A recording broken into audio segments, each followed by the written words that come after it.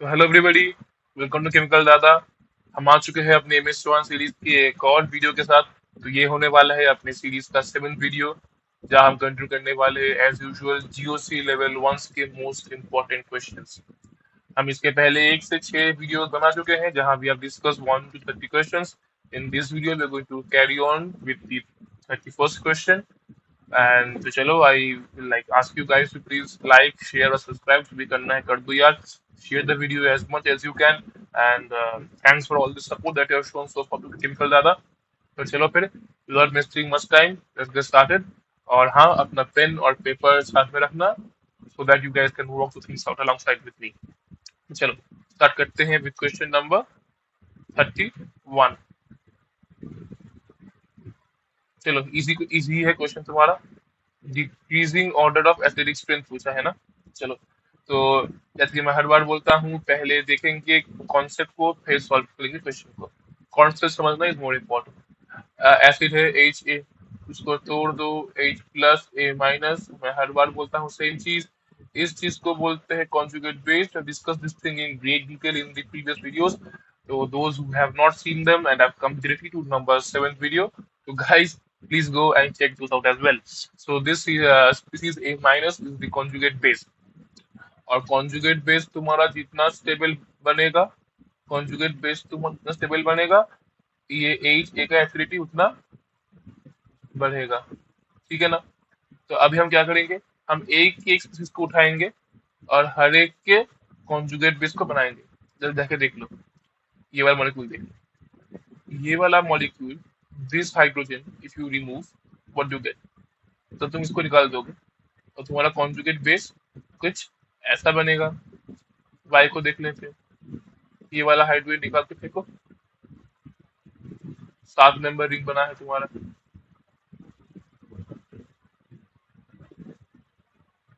बना दो इधर एक नेगेटिव चार्ज, और यहाँ पे जेड पे भी लगा दो नेगेटिव चार्ज।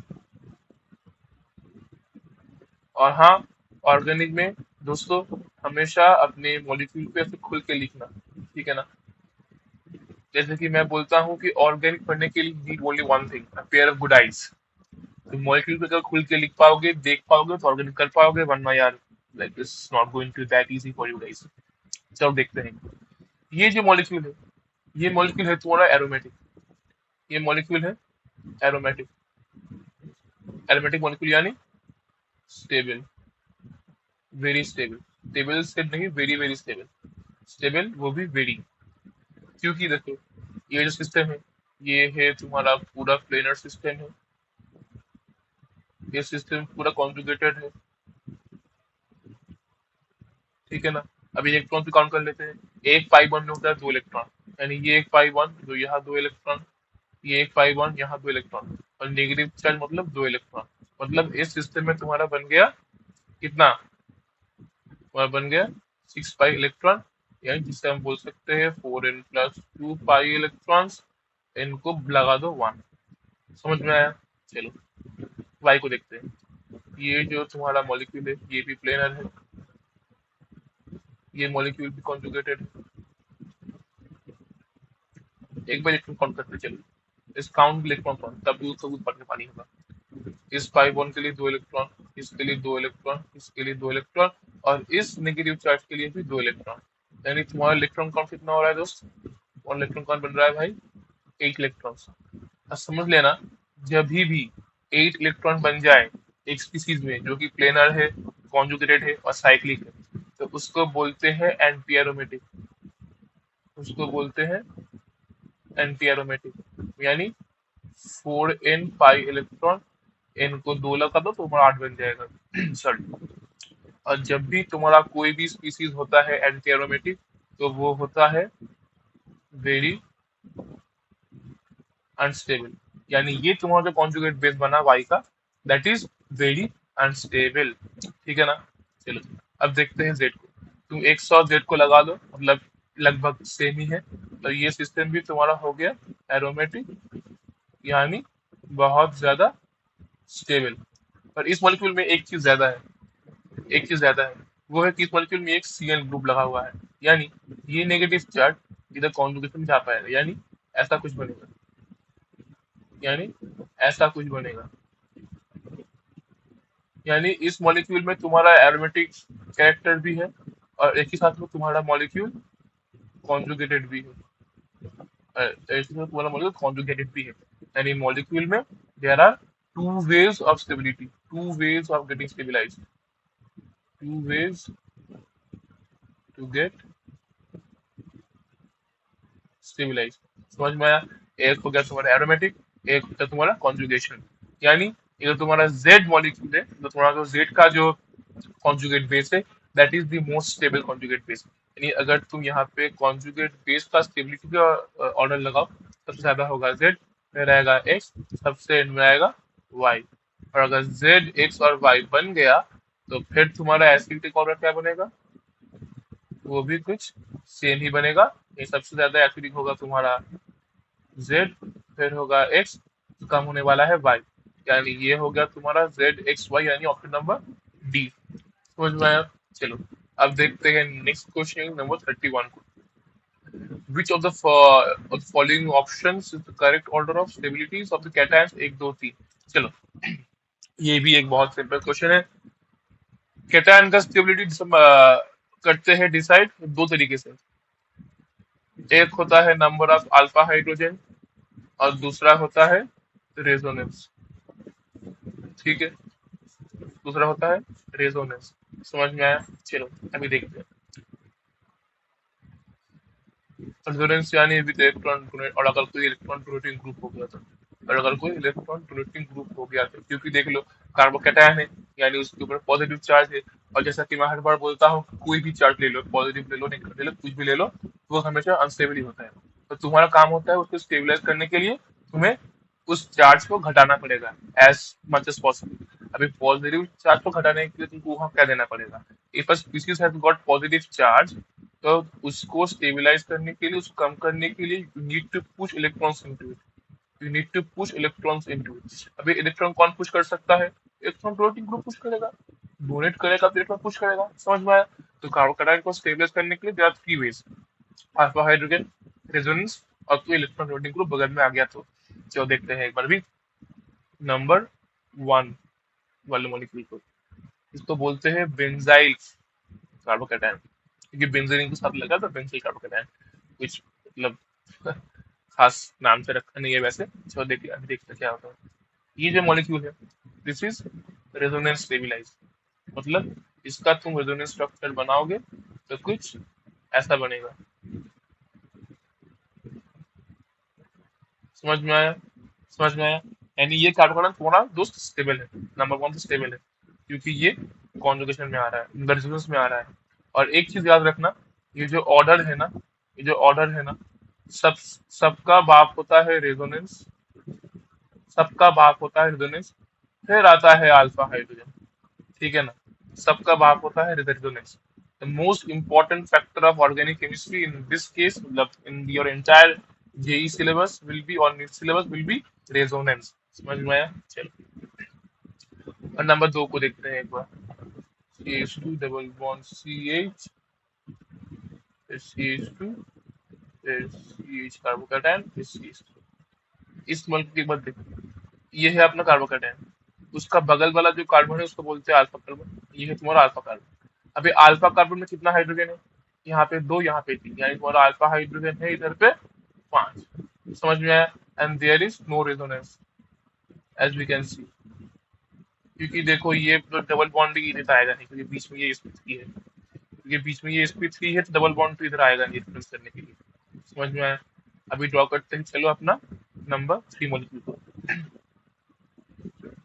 सॉरी थोड़ा गला खराब है आज मेरा, तो there might be some issues with the audio, but I guess you guys don't mind that much. चलो CH2 प्लस, तो ये हो गया अपना कार्बोकैटायन, तो ये हो गया अपना अल्फा कार्बन।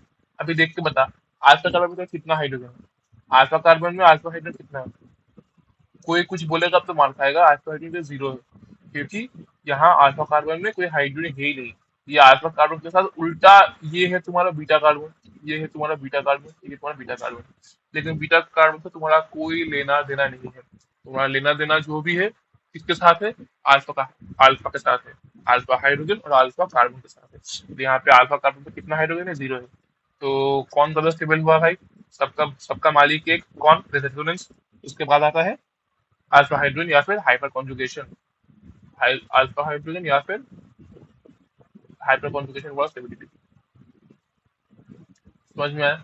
चलो, यानी सबसे स्टेबल कौन, सबसे स्टेबल होगा तुम्हारा नंबर 1 मॉलिक्यूल, फिर होगा तुम्हारा नंबर 2 मॉलिक्यूल, फिर होगा नंबर 3 मॉलिक्यूल, जहाँ पे कोई भी अल्फा हाइड्रोजन तो है नहीं और कोई रेजोनेंस भी नहीं है। एक ऑप्शन बन जाएगा ऑप्शन नंबर ए, 1 2 3। चलो नेक्स्ट क्वेश्चन को देखते हैं नंबर 33 को। The hydrogen indicated by the arrow can be easily removed as, चलो ये बहुत इजी क्वेश्चन है, बहुत इजी क्वेश्चन है। इसको बनाते हैं एक बार, चलो बना के देखते हैं। ये तो ना हाइड्रोजन है, इसको तुम एक बार निकाल दो एस एच प्लस, ठीक है ना। क्या बन गया, ये बन गया। इसको निकाल दो एस एच माइनस, क्या बन गया, ये बन गया, ठीक है। एच टू माइनस क्या होता है भाई, ये क्या चीज है, ये क्या नाम खराब है, इसको हटाओ यार। एक है रेडिकल, रेडिकल बना दो। एच टू माइनस क्या है, ये कुछ नहीं है, वो वैसा एक दूसरे नहीं कटता, क्या है। एच माइनस एच डॉट निकाल दो, यानी रेडिकल बना दो, ऐसा। अभी देखो, जाना पहचाना सा लग रहा है कुछ, जाना पहचाना सा लग रहा है कुछ, लगना चाहिए, लगना चाहिए। क्योंकि हम ये क्वेश्चन मतलब सेम चीज कुछ देर पहले करके आए हैं, नंबर 30 वाले क्वेश्चन। ये मॉलिक्यूल अपना हो गया एरोमेटिक, समझ में आ रहा है। ये हो गया अपना मॉलिक्यूल एरोमेटिक, क्योंकि ये है तुम्हारा प्लेनर है, तुम्हारा प्लेनर है, कॉन्जुगेटेड भी है, और 6 पाई इलेक्ट्रॉन भी है, यानी 4n+2। एन को एक लगा दो। ये वाला देखो, ये वाला तुम्हारा हो गया एंटी एरोमेटिक, ठीक है ना। फिर देख लो, प्लेनर है, कॉन्जुगेटेड सब कुछ है, लेकिन पाई इलेक्ट्रॉन है तुम्हारा 4, 4 पाई इलेक्ट्रॉन, ठीक है ना। या हाँ, तो ये तुम्हारा हो गया मॉलिक्यूल एंटी एरोमेटिक। ये एरोमेटिक है यानी स्टेबल है, ये एरोमेटिक है यानी स्टेबल है, ये एंटी एरोमेटिक है, मतलब ये वाला मॉलिक्यूल तुम्हारा होगा वेरी अनस्टेबल। समझ में आया? चलो अब देखते हैं रेडिकल कैसे, रेडिकल बना दो। प्लेनर है, हाँ दोस्त प्लेनर है। कॉन्जुगेटेड है, हाँ वो भी है, कॉन्जुगेटेड भी है। इलेक्ट्रॉन्स कितने हैं, पाई इलेक्ट्रॉन्स कितने हैं, यहाँ पे 2, यहाँ पे 2, यहाँ पे 1, यानी तुम्हारा पाई इलेक्ट्रॉन हो गया 5, 5 पाई इलेक्ट्रॉन। और अगर किसी सिस्टम में 5 पाई इलेक्ट्रॉन है, किसके साथ मैच हो रहा है, 4n+2 के साथ मैच हो रहा है या फिर 4n के साथ हो रहा है, ये भी नहीं हो रहा, सॉरी ये भी नहीं हो रहा, ये भी नहीं हो रहा। यानी ना ही मॉलिक्यूल तुम्हारा एरोमेटिक है और ना ही तुम्हारा मॉलिक्यूल एंटी एरोमेटिक है। इसको हम बोलेंगे non aromatic molecule, non aromatic molecule. मतलब एरोमेटिक की तरह स्टेबल भी नहीं है और एंटी एरोमेटिक की तरह अनस्टेबल भी नहीं है।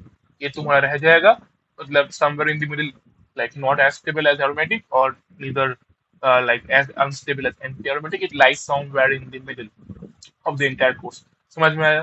तो यानी सबसे स्टेबल कौन होगा, जब तुम्हारा ये हाइड्रोजन निकलेगा एस एच प्लस। समझ में आया? एच प्लस निकलेगा तो ये जब स्पीसीज बनेगा, ये होगा स्टेबल यानी एरोमेटिक। तो अपना ऑप्शन हो जाएगा ऑप्शन नंबर ए यानी एच प्लस। दिख रहा है कि नहीं दिख रहा है, व्हाइट बैकग्राउंड में नहीं दिख रहा होगा, तो I just change colour once और go to option number A. समझ में आया? समझ में आया? चलो अभी करते हैं अपना नेक्स्ट क्वेश्चन यानी नंबर 34। ये वाला देख लो, drag the molecules in order of the decreasing acidic strength. चलो ये भी अपना इजी ही है, हम हर बार कर चुके हैं ऐसा क्वेश्चन कि क्या, कॉन्जुगेट बेस का स्टेबिलिटी। तो अभी हम क्या करेंगे, एक एक मॉलिक्यूल को उठाएंगे, उसका कॉन्जुगेट बेस बनाएंगे और देखेंगे क्या सीन हो रहा है। पहले बनाते हैं नंबर 1 मॉलिक्यूल, ठीक है। चलो ओ एच का एच प्लस निकाल दो, और ऐसे खोल के लिखो, ठीक है ना। चलो अभी कर दो इसका रेजोनेंस, ये आ गया इधर और ये बॉन्ड आ गया इधर, यानी तुम्हारा रेजोनेंस स्ट्रक्चर कुछ ऐसा बन जाएगा। समझ में आया?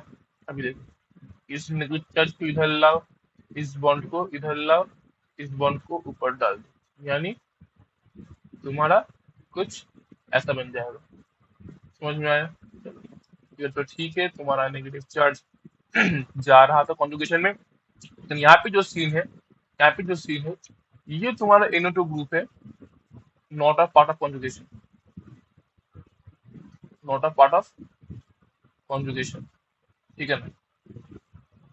फिर देख लो बना के एक बार, कैसे भी बना लो, खुद बना लो, पॉज करो वीडियो को, खुद बनाओ क्वेश्चन को, तो तुम्हें समझ में आएगा कि इस वाले मॉलिक्यूल में NO2 जब ये पोजीशन है तुम्हारा मेटा पोजीशन, ठीक है ना, इसको बोलते हैं मेटा पोजीशन। तो मेटा पोजीशन में जब भी कोई भी ग्रुप रहता है, वो कॉन्जुगेशन में या फिर रेजोनेंस में टेक पार्ट नहीं करता है, यानी this NO2 group is not a part of the conjugative system. अभी एक बार बनाते हैं नंबर 2 वाले मॉलिक्यूल को, जो कुछ दिखने में ऐसा है, उसका कॉन्जुगेट बेस बनाओ, ऐसा है। ये जो कॉन्जुगेट बेस है, इसमें क्या स्टेबिलिटी है? इसमें क्या है स्टेबिलिटी है भाई? इसमें ना ही है कॉन्जुगेशन, ना ही है कोई इलेक्ट्रॉन विथड्रॉइंग ग्रुप, कुछ नहीं है। यानी इसका जीवन बर्बाद हलाल हो गया, ये तो इसका जीवन हराम हो गया, इसमें कुछ नहीं बना। अब बनाते हैं नंबर 3 को, जहाँ पे पैरा पोजिशन पे लगा हुआ है, देख लो एक बार ध्यान से। ओ माइनस, ऐसा, ठीक है ना?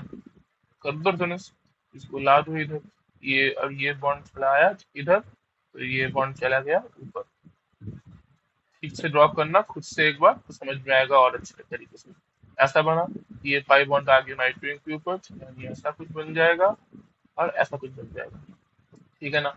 फिर से ही हो सकता है क्या, ये वाला जाए इस साइड, ये वाला जाए इस साइड, ये वाला जाएगा इस साइड, और ये पाई बॉन्ड खुल जाएगा ऊपर। समझ में आ रहा है? समझ में आ रहा है क्या? आना चाहिए समझ, समझ में आना भी चाहिए। आई होप समझ आ रहा होगा। चलो, यानी तुम्हारा कुछ ऐसा बन गया। ठीक है ना? यहाँ पे देखो, यहाँ पे कॉन्जुगेशन है, यहाँ पे कॉन्जुगेशन है, और ना कि सिर्फ कॉन्जुगेशन है, यहाँ पे तुम्हारा नेगेटिव चार्ज NO2 पे भी डिलोकलाइज कर रहा है। यहाँ पे तुम्हारा नेगेटिव चार्ज NO2 पे भी डिलोकलाइज कर रहा है, यानी ये इसको बोलते हैं कॉन्जुगेशन एक्सटेंडेड वाला, एक्सटेंडेड वाला। यानी कॉन्जुगेशन को तुम रिंग से बाहर भी एक्सटेंड कर रहे हो ऑन दी NO2 ग्रुप, तो इसको बोलते हैं कॉन्जुगेशन एक्सटेंडेड वाला या फिर extended conjugation as a whole.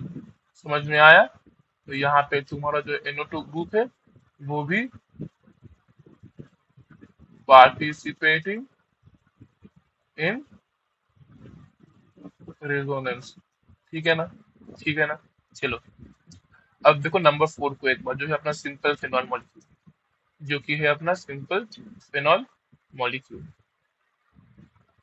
ये भी आएगा रेजोनेंस में, ये भी आएगा, आके ऐसा कुछ बनाएगा, आके ऐसा कुछ बनाएगा। समझ में आया?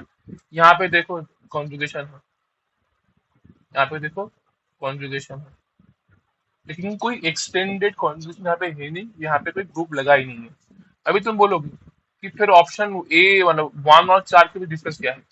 ऑप्शन ए और 4 में डिफरेंस यही है भाई, डिफरेंस यही है कि ऑप्शन एक में भी there was no extended conjugation because NO2 was not a part of the resonance, लेकिन NO2 was anyway a electron withdrawing group. NO2 anyway was an electron withdrawing group, यानी नेगेटिव चार्ज को maybe not through resonance but to some extent will stabilize via its electron withdrawing nature. समझ में आया? समझ में आया? चलो, यानी कॉन्जुगेट बेस का स्टेबिलिटी ऑर्डर क्या बनने वाला है दोस्त? यानी कॉन्जुगेट बेस का स्टेबिलिटी ऑर्डर क्या बनने वाला है? वो ऑर्डर तुम्हारा रहेगा, सबसे स्टेबल होगा तो तुम्हारा ये वाला सीन, जहाँ पे एक्सटेंडेड कॉन्जुगेशन नहीं, यानी ऑप्शन नंबर 3। फिर तुम्हारा स्टेबल रहेगा ऑप्शन नंबर 1, जहाँ पे भी एक्सटेंडेड कॉन्जुगेशन नहीं है इस वाले में, लेकिन इलेक्ट्रॉन विथड्रॉइंग ग्रुप पे लगा हुआ है। ठीक है? चलो, फिर आएगा तुम्हारा ऑप्शन नंबर 4, यानी सिंपल फिनोल मॉलिक्यूल, जहाँ पे कॉन्जुगेशन है, एक्सटेंडेड वाला नहीं है और इलेक्ट्रॉन विथड्रॉइंग ग्रुप भी नहीं, यानी 4 नंबर आएगा तुम्हारा पीछे। और सबसे बेकार झंड लाइफ है नंबर 2 का, जहाँ पे ना ही कोई कॉन्जुगेशन है और ना ही कोई इलेक्ट्रॉन ब्रेक लगा हुआ है। तो ये हो गया तुम्हारा कॉन्जुगेट बेस का ऑर्डर, और यही रहेगा तुम्हारा एसिडिटी का ऑर्डर भी। ठीक है ना? 3 1 4 2, यानी 3 1 4 और 2, यानी ऑप्शन नंबर डी। समझ में आया? Option number D. चलो, अब करते हैं अपनी क्लास का लास्ट क्वेश्चन नंबर 35। ये भी वही क्वेश्चन है, very simple. Rank the following compound the increasing order of their acidity. चलो करते हैं स्टार्ट। इजी वाला क्वेश्चन। तो हमें क्या करना है, हमें कॉन्जुगेट बेस को बनाना है। देख लेते हैं एक बार कॉन्जुगेट बेस क्या होने वाला है। ऐसा कुछ कॉन्जुगेट बेस बनने वाला है।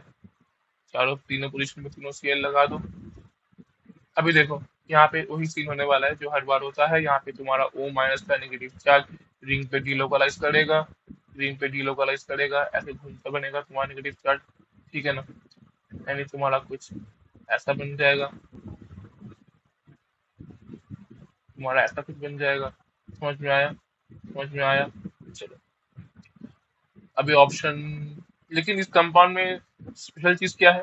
तो यही है कि यहाँ पे तीनों सीएल ग्रुप लगे हैं, और तीनों सीएल ग्रुप भी है तुम्हारा इलेक्ट्रॉन विड्रॉइंग ग्रुप, जो कि इस नेगेटिव चार्ज को, जो अभी ऑक्सीजन पे है फिर कार्बन पे है, उसको स्टेबलाइज करने वाला है।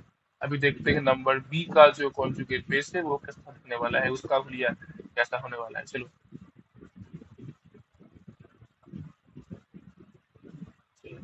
सेम ही है, बस सीएल को हटा के मिथाइल कर दिया है।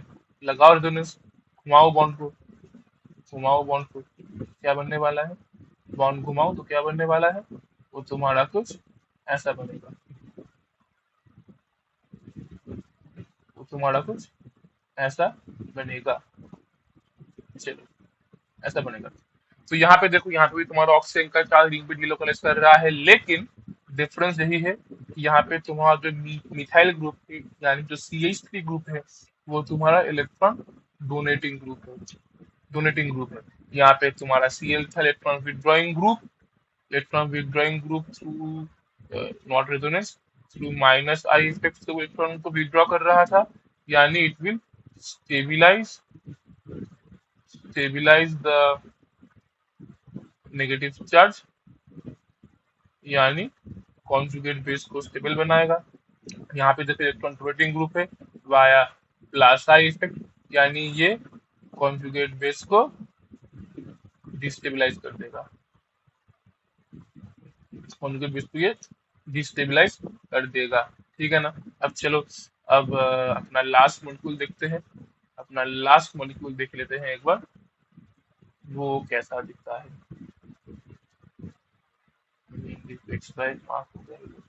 स्मूथ द मार्क once, यहाँ तुम्हारा NO2 ग्रुप, यहाँ पे एक NO2 ग्रुप, यहाँ पे भी एक NO2 ग्रुप। यानी अगर ध्यान दोगे और समझ पाओगे कि ये तीनों NO2 ग्रुप 2 ऑर्थो और एक पैरा पे लगा है, यानी ये तीनों NO2 ग्रुप कॉन्जुगेशन में टेक पार्ट करने वाले हैं। ये नेगेटिव चार्ज इधर जाएगा, ये डबल बॉन्ड इधर जाएगा, ये इधर खुल जाएगा,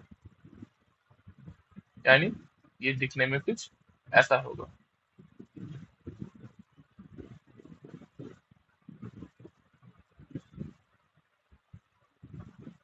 समझ में आया? समझ में आया?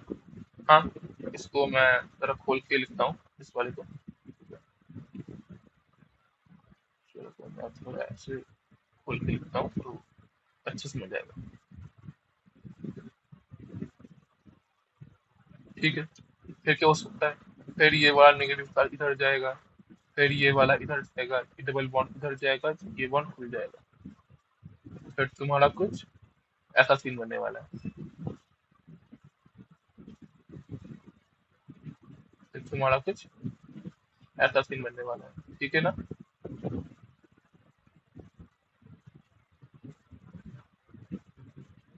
ठीक है, ऐसा बनने वाला है।